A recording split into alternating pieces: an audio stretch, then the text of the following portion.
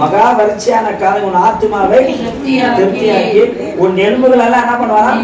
ஆமா, ஆண்டவர் பாருங்க, இந்த உலகத்துல ஆண்டவர் தான் ஆண்டாண்ட காலமா இருக்கக்கூடியவர். அவன் மனுஷங்க எல்லாரும் ஒரு நாள் என்ன பண்ண உலகத்தை விட்டு போகக்கூடியவர்கள். நான் கூட இருப்பேன், நாங்க கூட என்ன பண்ண மாட்டாங்க, இருக்க மாட்டாங்க. ஒருவேளை இன்னைக்கு தனிமையில இருக்கிற உள்ளத்தை பார்க்கிறாரு, தேவையில்லை,